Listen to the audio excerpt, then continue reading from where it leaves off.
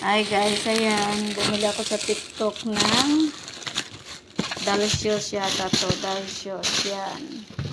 Ina-unboxing na ni Minsong. Ayan. Tingnan natin guys kung maganda. 145 na. Yes, yan. Wow guys. Ang ganda niya guys. Ang ganda guys. Tingnan nyo. Oh. 145 lang yan guys. Anong size na? Dito 35. Ayan o. Ang ganda niya guys. Ayan.